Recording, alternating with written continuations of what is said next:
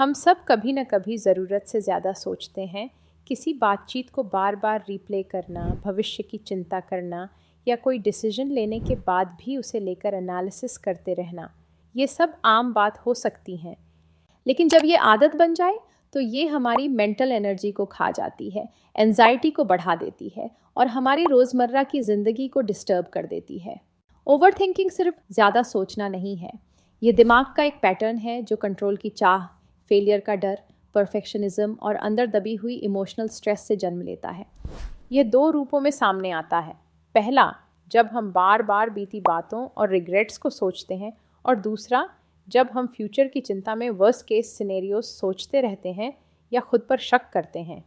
ये सोचने का लूप धीरे धीरे पैरालिसिस बाय एनालिसिस बन जाता है, जहाँ छोटे छोटे डिसीजंस भी बोझ लगने लगते हैं।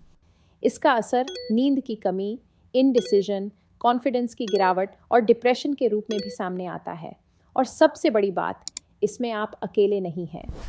रिसर्च के अनुसार 25 से 35 साल की उम्र के 73% लोग और 45 से 55 की उम्र के 52% लोग इसी ओवरथिंकिंग के लूप में फंसे होते हैं।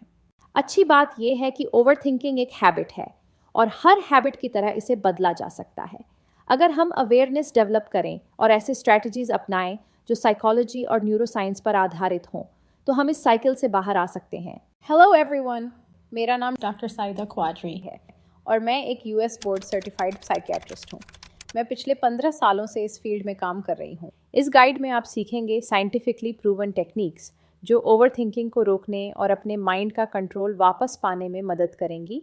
आइए अब जानते हैं कि इसके पीछे के असली कारण क्या है, यानी वो रूट फैक्टर्स जो इस सोच के लूप को शुरू करते हैं और बार बार दोहराते हैं। First, childhood trauma. जब कोई बच्चा स्ट्रेसफुल माहौल में बड़ा होता है, जैसे घर में गरीबी, लगातार झगड़े या पिता का शराबी होना, तो उसका दिमाग ज़रूरत से ज़्यादा सोचने लगता है। यह सोचने की आदत धीरे धीरे पक्की होती जाती है और अडल्टहुड में ओवरथिंकिंग का रूप ले लेती है। Second, fear of N uncertain future. जब किसी व्यक्ति को यह न पता हो कि आने वाले समय में क्या होगा, नौकरी मिलेगी या नहीं, पढ़ाई पूरी होगी या नहीं, तो वही बातें बार बार सोचने लगते हैं। इससे दिमाग थक जाता है और व्यक्ति तनाव में आ जाता है। Third, lack of self belief. कुछ लोग हर काम से पहले खुद पर शक करते हैं।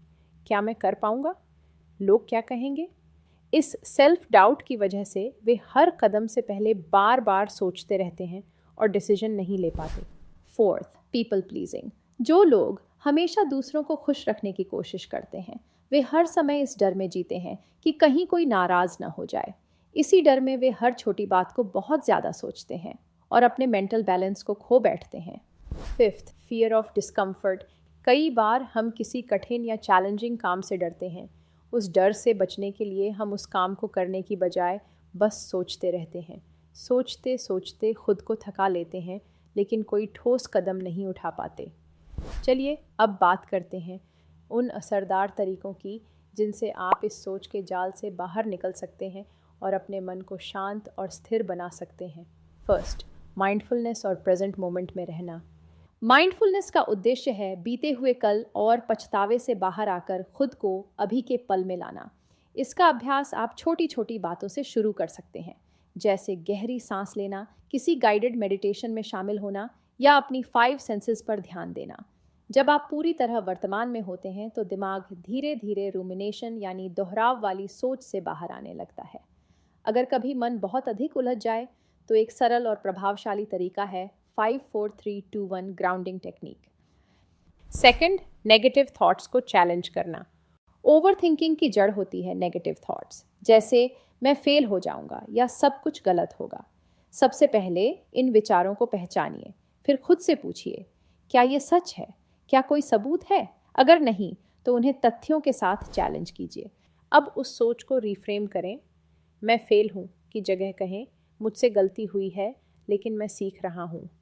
और अंत में अपने साथ वैसा ही व्यवहार करें जैसा आप एक अच्छे दोस्त से करते। सेल्फ कंपैशन रखें, न कि हार्श जजमेंट। थर्ड, एक्शन लेना और बाउंड्रीज सेट करना। जब हम लगातार सोचते रहते हैं लेकिन कोई कदम नहीं उठाते, तब दिमाग और उलझता जाता है। इसी से बाहर आने का तरीका है छोटे फैसलों के लिए टाइम लिमिट तय करना और हर दिन थोड़ी देर के लिए चिंता का समय रखना। दिन भर चिंता मत पालिए, उसे एक तय समय दीजिए। जब सोच ज़्यादा हो जाए तो खुद से पूछिए, मैं अभी क्या छोटा सा कदम उठा सकता हूँ? ये सवाल आपको एक्शन की ओर ले जाएगा। और अगर मन बहुत उलझा हो तो किसी भरोसेमंद इंसान या थेरेपिस्ट से बात कीजिए। कभी कभी हल बाहर होता है, सोच में नहीं। 4th, कुछ एक्स्ट्रा हेल्पफुल टेक्निक्स। कभी कभी दिमाग को शांत करने के लिए बस थोड़ा सा डिस्ट्रैक्शन ही काफ़ी होता है। किसी हॉबी या क्रिएटिव एक्टिविटी में सिर्फ 10 मिनट लगाइए और आप देखेंगे कि सोच का पैटर्न बदलने लगा है। इसके साथ ही शरीर को हिलाना भी बहुत ज़रूरी है। तेज़ वॉक हो, हल्का स्ट्रेचिंग हो या डांस, इस मूवमेंट से न सिर्फ स्ट्रेस कम होता है बल्कि माइंड भी क्लियर होता है।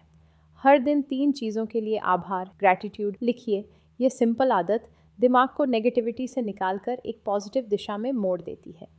और सबसे अहम, जिन डर से आप भागते हैं उन्हें धीरे धीरे फेस करना शुरू करें।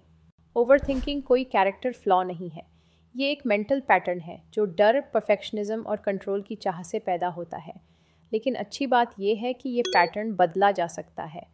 माइंडफुलनेस, नेगेटिव थॉट्स को चैलेंज करना, छोटे छोटे एक्शन स्टेप्स लेना और सही समय पर मदद मांगना, ये सब टूल्स आपकी ज़िंदगी में क्लैरिटी, पीस और कॉन्फिडेंस ला सकते हैं।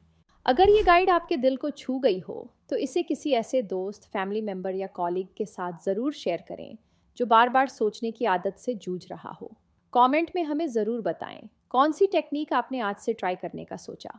और हाँ, अगर आपने अब तक सब्सक्राइब नहीं किया है तो ज़रूर करें